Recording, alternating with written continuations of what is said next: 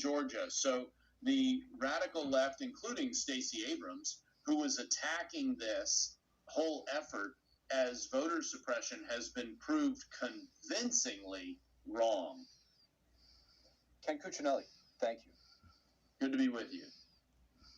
4 years ago for similar contests, and all this in a state that has rewritten its election laws since the 2020 election. That was Ed O'Keefe reporting. While Georgia may be one of the most important states to watch, a number of other states have primaries today as well. Tonight, Fox 5's Denise Dillon has been with Congresswoman Carolyn Bourdeaux's camp throughout the night. But we begin with our Rob DiRienzo, who joins us live from Peachtree Corners tonight with Congresswoman Lucy McBath's campaign. I'm sure a lot of happy faces in that room, Rob.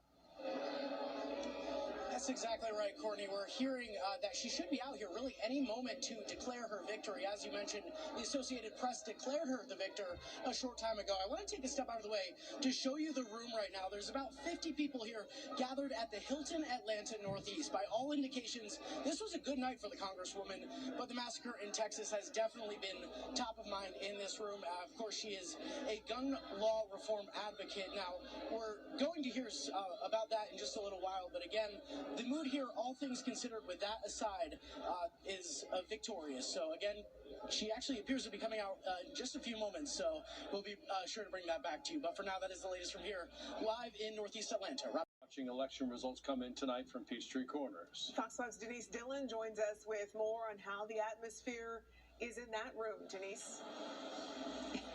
Well, it's pretty quiet. Most everyone has left at this point. Carolyn Bourdeaux stopped by the watch party about an hour and a half after the polls closed. She thanked her staff and everyone who is here to support her. She talked about how this is her 6th campaign and every one of them has felt different. This one, she said, was grassroots versus big money, and it was challenging. What Lucy has had, she's been backed by 2 billionaires. That's with a B, billionaires. And they have poured money into this race. $6 million in outside funding has come into this race. Now, I'm no slouch when it comes to fundraising. I've raised $3 million. And she also said that she's proud about how her... Moving in Raffensperger's direction. Far too early to call, but if you were a betting person, and especially given what Tom Haynes was telling us about numbers still out, votes still yet to be counted in Fulton County in particular, if you were a betting person, you'd have to bet on Brad Raffensperger not having a runoff at this point. On the Democratic side of the vote, Brad Raffensperger had 2 hats to wear today, candidate and Secretary of State. That's right. Fox 5's Doug Evans joins us live from Raffensperger's watch party tonight in Peachtree Corners. Doug, things going pretty well, all things considered, for the Secretary of State tonight. Well, I tell you, Brad Raffensperger walked into his watch party tonight feeling very relaxed. He had a great big smile on his face. You're right, he wears 2 hats tonight. One as a candidate and one as Secretary of State in charge of this election. In terms of Secretary of State, he felt like the election was going very well. The thing that he had heard about was maybe a wait of 45 minutes at some precincts. That was a far cry from the hours-long wait that many experienced in 2020. Also, early voting, record turnout. He thought that things had gone very, very well, and so he was very, very pleased about that. Then as a candidate, he felt pretty good. I'm talking about the 8 o'clock hour here, 8:30 when he strolled in here, and he was already feeling good and confident before any of the numbers even had come.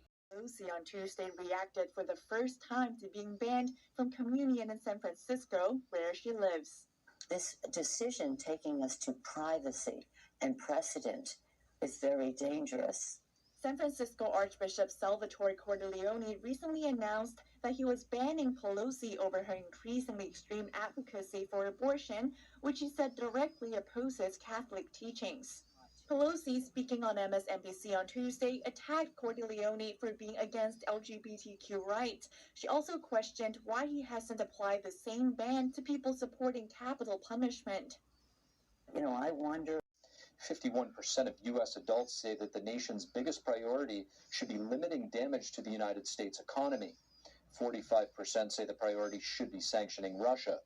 These numbers are reversed from last month. And support for Ukraine is now down even more from March, when 55% said sanctioning Russia was the priority. While most U.S. adults still think that the U.S. should support Ukraine, only 32% say that the U.S. should have a major role, while 49% say the United States' role should be minor. Operating today around the world because the Chinese Communist Party's budget for propaganda has massively increased over the last few years. Its propaganda, its budget for United Front tactics has massively increased over the last few years. Everyone's paying attention to the buildup in the People's Liberation Army, which is real and which is frightening.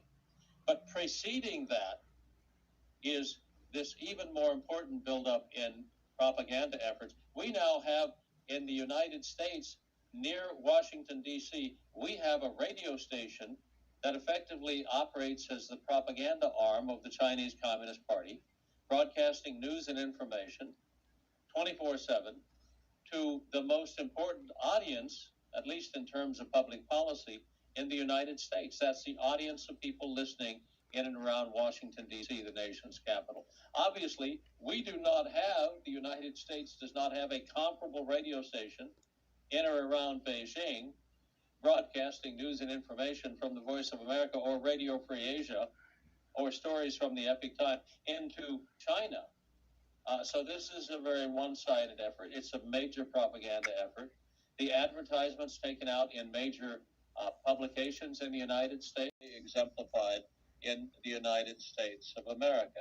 They identify the 5 threats, the 5 perils that come from the West as being things like the rule of law. You can't have the rule of law in a totalitarian state because the state itself has to define from day to day, moment to moment, what the laws are. And the rule of law means that there is a standard separate and above and apart from the Chinese Communist Party. And that means, if there is such a standard, that means the Chinese Communist Party can never be in absolute control at all times. And so the rule of law must be rejected. And Xi Jinping himself has made it clear that his goal is still perfect communism, which is to say everything under the control of the Chinese Communist Party. Every decision, every thought, every action must follow directly from the dictates of the party. And so there is no truly private sector in the economy today in China. And what social media, it's 24/7 surveillance in real time on the streets of the city. It's using artificial intelligence to track people, their actions, their thoughts, their purchases, and again, with the goal of trying to control their very thoughts. Now, you see a society like that, and it's startling to realize that there are people in the West, some of our, I suppose we could call them oligarchs, the people who control high tech, the people who run the largest investment firms on Wall Street, who are so heavily invested in China that they have come to admire and even want to emulate the Chinese system. And of course, we're a long way from replicating the Chinese social credit system in the United States in one sense, and yet in another sense, we see that we have killing his grandmother before heading to the school. Several local, state, and federal agencies are investigating. This is the worst shooting at an elementary school since 26 people were killed at Sandy Hook Elementary in Newtown, Connecticut in 2012. The 2022 Atlantic hurricane season is just about a week away.